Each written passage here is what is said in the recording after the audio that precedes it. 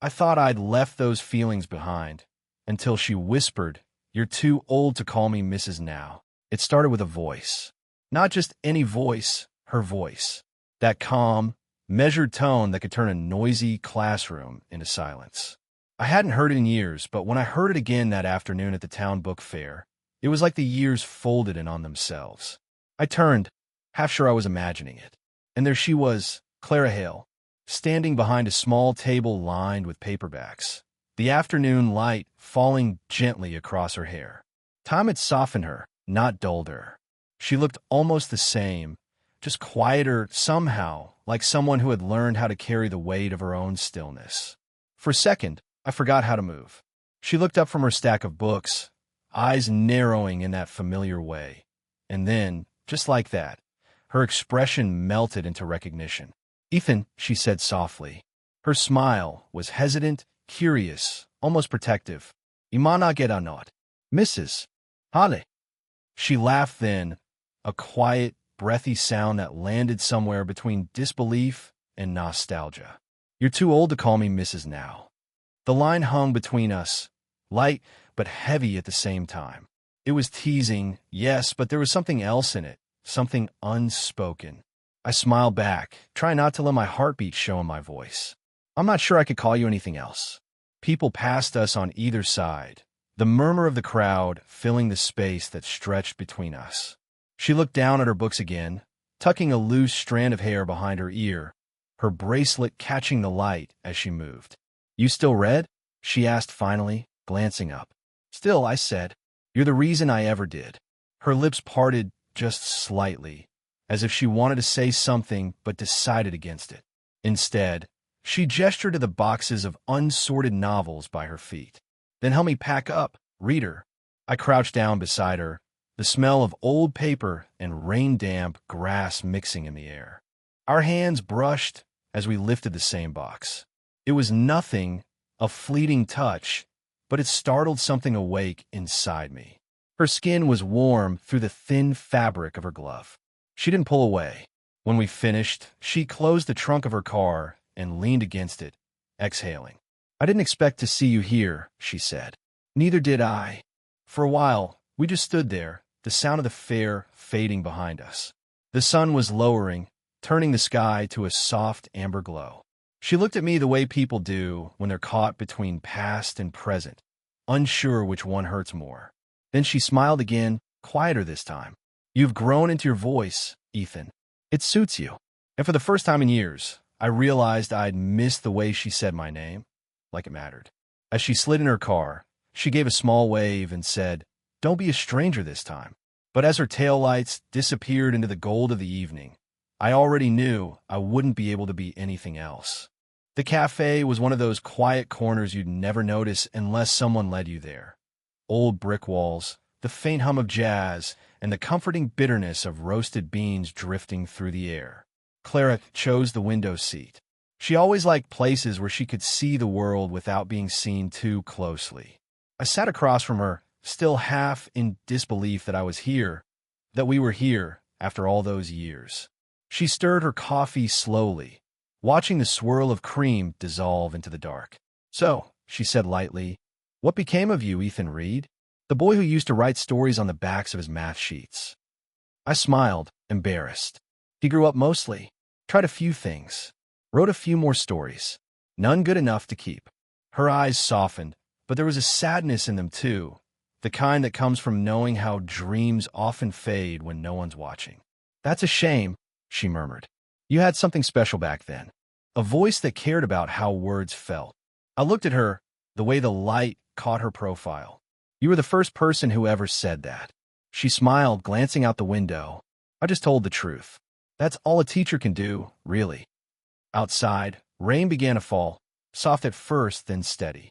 The drops streaked the glass, blurring the world beyond us into watercolor.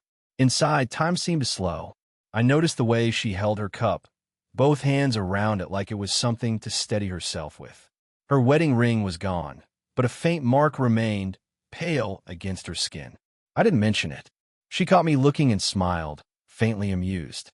"You still observe too much," she said. I laughed. "Occupational hazard." You train me that way. Her laugh, God, that laugh was low and real, like the sound of something rediscovered. When the waiter refilled our cups, the steam rose between us again, blurring her face in the soft haze. It felt like memory made visible. So, she asked quietly, do you ever visit home? Not often, I said. Too many ghosts of who I was. Her voice softened. We all have them. Some just stay longer than they should. Her eyes flicked up then, meeting mine, steady, curious, almost searching. And for the first time, I saw it clearly. The loneliness beneath her calm, the same kind I'd been carrying, just shaped differently by time. Neither of us spoke for a moment. The rain filled the silence. Then she said almost shyly, "It's nice seeing you again." I nodded. It's strange, but good. When we finally left the cafe, the air outside smelled of wet pavement and distant thunder. I walked her to her car again, both of us careful not to say goodbye too quickly. Before she opened the door, she looked at me, a small, knowing smile. "I'll owe you another coffee, next time." And something in her tone, quiet, almost expectant, told me there would be a next time. By the time the cafe lights dimmed, the rain had settled into a steady rhythm, soft enough to listen to, heavy enough to make the world outside shimmer. Clara hesitated by the door, clutching her coat close, eyeing the rain like someone weighing whether to step into an old memory. "Let me drive you home," I said before I could think. She turned, one eyebrow lifting in that half-playful, half-guarded way of hers. "Still offering help you don't have to give, I see. Some habits don't fade," I said. She looked at me for a moment longer, then nodded, smiling faintly. "All right, Ethan. I'll take the ride." The car was warm, filled with the faint scent of coffee and rain-damp air. The windshield wipers kept time, a quiet heartbeat against the night. We didn't speak for the first few minutes. The silence wasn't uncomfortable. It was careful. Like both of us were afraid to disturb whatever delicate thread had formed between us over coffee. Streetlights slipped across her face as we drove, thin gold lines tracing the edge of her cheek, her jaw, her lips. Each one disappeared too quickly. She reached forward and turned the volume down on the radio. "Do you still write?" she asked, her voice blending with the hum of the road. I shook my head. "Not really." I stopped when I realized I didn't have much to say. That doesn't sound like the boy I remember. I guess that boy ran out of things worth saying. She smiled sadly. "Then you weren't listening hard enough. Life doesn't stop giving you stories, Ethan. Sometimes we just stop telling them." The words hit deeper than I expected. I glanced at her. She was looking out the window, her reflection pale in the glass. She looked older, yes, but not in the way time makes you older. It was something gentler, more lived in. For a moment, I wanted to tell her how often I'd thought about her, how her words had shaped me long after I left that classroom. But the words stayed where they were, quiet and unspoken, caught in the rhythm of the wipers. A red light stopped us near the old part of town. She turned to me, studying me the way she once studied essays, patient, perceptive. "You've grown," she said softly. "Not just taller, quieter, but stronger. I can see it." I met her eyes, the world beyond the windshield blurring into streaks of light and water. "You haven't changed," I said. "Not where it matters." She gave a small laugh, shaking her head. "Flattery used to get you extra marks, remember?" "I remember," I said. "It still might." For a moment, she didn't look away. The air between us shifted, a breath too long, a silence too heavy. Then the light turned green, and the spell broke. She looked forward again, but her hand stayed resting on the dashboard, close enough that I could feel her presence, warm and steady beside me. Neither of us spoke again until we reached her street. But even then, it felt like we didn't have to. The drive had already said everything words couldn't. Her house stood at the edge of town, the same narrow street I used to walk down years ago, my backpack slung low, the world still small and full of plans I didn't understand yet. As we pulled up, the porch light flickered on, casting a soft halo over the doorway. It felt surreal, almost like stepping into a memory I'd left unfinished. "You remember this place?" she asked as I parked. "I remember standing right there," I said, pointing to the gate. "You gave me my last piece of advice before graduation." She smiled faintly. Did you ever take it? I'm still trying to figure out what it meant, I admitted, and she laughed softly, the same sound that used to make everyone in class straighten up just to hear it again. The rain had quieted to a drizzle, so when she offered, "Come in for tea. It's warmer inside," I didn't hesitate. The air inside was rich with the faint scent of vanilla and old pages. The house hadn't changed much. Bookshelves lined the walls, each shelf alive with underlined spines and folded corners. A single lamp threw a golden glow across the living room, softening the edges of everything. She slipped off her coat, hanging it neatly near the door, then gestured toward the sofa. "You can sit. I'll put the kettle on." I nodded, glancing around while she disappeared into the kitchen. The room felt lived in, not messy, but full of quiet details. A vase of dried lavender on the piano. A framed photo turned slightly toward the wall. An empty chair near the window, draped with a gray shawl. Every object felt like it belonged to a story she hadn't told anyone in years. From the kitchen, her voice called out, "Sugar or honey?" "Just honey," I replied. The clink of spoons and the soft hum of the kettle filled the silence. It was strangely comforting, like time itself had slowed to listen. When she came back, her hair was a little looser, a few strands falling around her face. She set the tea on the table between us, the faint steam curling in the air. "Still take it the same way," she said. I smiled. "Still remember how." For a while, neither of us said much. The clock ticked softly behind us, and outside, the rain brushed gently against the window. Then she looked at me, not as a former student, not as a friend, but with a quiet honesty that caught me off guard. "It feels strange, you sitting here now," she said quietly. "You were just a boy then." "I don't feel like one anymore," I said. Her lips curved, but there was hesitation behind the smile. "No," she murmured, "you don't." She passed me the cup, and our fingers brushed, just briefly, but enough to spark that small, fragile warmth that fills the spaces words can't reach. Neither of us pulled away. For a heartbeat, it felt like the years between us had dissolved, replaced by something new, delicate and dangerous in its simplicity. She looked down, almost flustered, then whispered, "I should probably start remembering you as an adult." I didn't answer. I just smiled, and in the silence that followed, it felt like the house itself was holding its breath. The rain outside had turned into a faint mist, tapping softly against the window, as if the night itself was reluctant to end. Clara and I sat across from each other on the couch, teacups long emptied, the lamplight warming the small space between us. It wasn't the kind of silence that demanded to be broken. It was the kind that wrapped around you, gentle but heavy with everything unsaid. She leaned back, pulling her knees slightly under her, one hand curled loosely around the edge of her sleeve. "I don't usually keep people this late," she said, a small smile forming at the corners of her mouth. "I don't usually stay this long," I replied. "But tonight doesn't feel like something I want to rush." Her eyes softened, and for a moment, she just looked at me, as though she was trying to see the boy I used to be and the man I had become, both at once. "I kept something of yours," she said suddenly, reaching for the small drawer in the side table. "I never meant to, but I couldn't throw it away."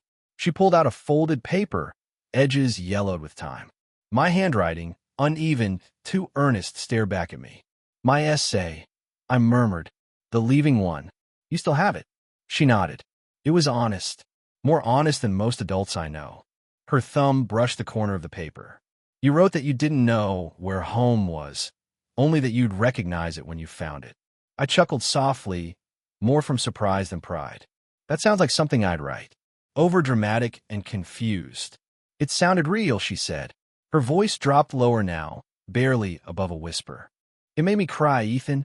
That admission, quiet, vulnerable, changed the air between us. The warmth of the room suddenly felt sharper, more fragile. "You read it more than once?" I asked gently. Her eyes flicked up to mine. "Maybe I shouldn't have. Maybe I'm glad you did." The silence that followed was almost alive. It wasn't the silence of strangers or even of old friends. It was the kind that trembles with the weight of something you both feel but can't name. Her gaze drifted to the window, where the mist had turned to fog.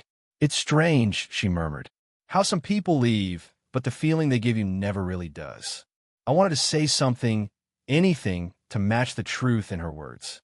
But instead, I watched the way the light touched her hair, the soft curve of her wrist as she set the paper back down. When I finally stood to leave, she followed me to the door. The space felt smaller now, the air between us charged with quiet understanding. As I reached for the handle, her shoulder brushed mine. We both froze, the kind of pause that lasts longer than it should but feels too right to end. "Good night, Ethan," she said softly. "Good night, Mrs. Ha." I stopped myself. Her eyes lifted, amused and tender. "Clara," she corrected gently. I nodded. "Good night, Clara." The sound of her name felt unfamiliar in my mouth, and perfect. As the door closed behind me, I realized the night hadn't ended at all. It had simply shifted into something neither of us could undo. The sky was still weeping when I stepped outside, a thin silver rain that shimmered under the streetlights. Clara followed, her shawl pulled around her shoulders, the soft porch light washing her face in gold. Neither of us spoke. The air felt thick with everything we hadn't said inside. Somewhere in the distance, a dog barked once. Then the world went still again, just the sound of rain and our breathing. "I'll walk you to your car," she said. "You don't have to." "I know," she whispered, smiling faintly. "But I want to." We stood together at the edge of the porch, the steps slick with rain.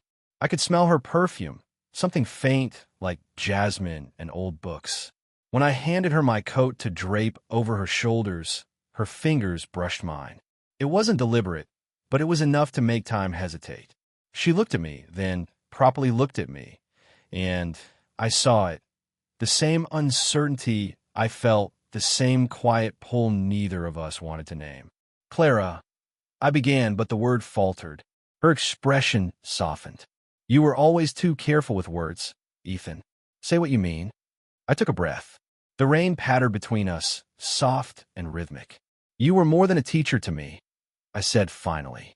The words slipped out before I could dress them up, plain and bare and trembling. Her eyes widened just for a heartbeat. Then her lips parted, not in shock, but in a kind of quiet ache. "Ethan," she said, her voice low, almost pleading. "You shouldn't, I know," I cut in.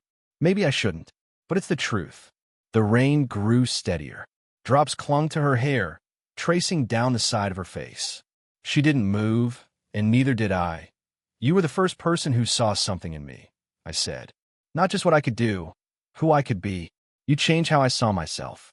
That doesn't fade, not really." Her eyes shimmered, catching the porch light. "You think that's what this is?" she whispered. "Gratitude?" "No," I said quietly. "It's not that simple." She looked away, breathing out slowly. "It can't be simple, Ethan. She stopped herself, shaking her head. "You have your whole life ahead of you. I've already lived mine." "Maybe," I said, stepping closer. "But tonight it feels like we're standing in the same moment." For a long time, she didn't move. The rain blurred the space between us into a haze of silver. Then she looked back up at me, eyes searching, voice barely audible. "You're too old to call me Mrs. Now," she whispered. The words hung there, soft and trembling, part warning, part confession. I didn't answer. I just nodded once, the kind of nod that carries understanding instead of permission. A drop of rain slid down her cheek, and without thinking, I reached up and brushed it away with the back of my hand. Her eyes closed briefly, not from surprise, but from surrender. When she opened them again, something had shifted. Not a beginning, not yet, but an understanding that what had been unspoken between us was now real. As I turned toward the car, she called after me, her voice soft against the rain. "Drive safe, Ethan." And though she said nothing more, I heard what she meant. Please don't let this end here. The rain had passed by morning, leaving the world rinsed and still. Sunlight streamed through the blinds of my small apartment, falling across the desk where I'd been up half the night writing. Words pouring out of me like something that had been waiting years to breathe. I hadn't planned to write her into it, but every line somehow found its way back to Clara, her voice, her patience, that whisper on the porch that refused to fade. When I finally set the pen down, The pages felt alive with all the things I couldn't say aloud. By mid-morning, I found myself driving back toward her neighborhood, a book-shaped parcel sitting on the passenger seat. It wasn't much, just a simple collection of short stories I'd finally finished. On the first page, I'd written only one line, for the one who believed first. Her house looked the same as it had the night before, except for the sunlight dancing on the windows. I didn't knock. I just left the wrapped book on her porch, resting it carefully against the door before stepping back to the street. The moment felt enough, quiet, honest. A goodbye that didn't close anything. Later that afternoon, as I walked through the crowd at another book fair downtown, I saw her again. Not by accident this time. She was standing near a table of poetry, the same graceful composure, her hands folded around a new novel. When she noticed me, her eyes softened with that familiar warmth. Not surprise, not awkwardness, just the kind of calm recognition that says I knew you'd come. I read it, she said before I could speak. You did. She nodded. Every page. I cried at the last one. I swallowed. Then I guess it said what it needed to. It did. She looked down for a moment, then back at me. You found your voice again. I think you helped me find it. A small silence drifted between us, light and unburdened now. Around us, the world moved, people browsing, laughter echoing faintly, but it all felt distant like a soft backdrop to something simple and real. She reached out, touching my arm gently, a brief, grounding gesture. Ethan, she said, don't lose it again. Your words matter. I won't, I said. When she started to leave, I half smiled. Should I call you Mrs. Hale again, just for old time's sake? She paused, turning back with that knowing smile that had once made a nervous boy believe in himself. No, she said softly. Just Clara. That's enough now. And it was. As she walked away through the crowd, her shawl catching the breeze, I realized something simple. The story between us didn't need a title or an ending. It had already become what it was meant to be. Not a forbidden love, but a quiet recognition that some connections don't fade. They just learn how to exist in silence.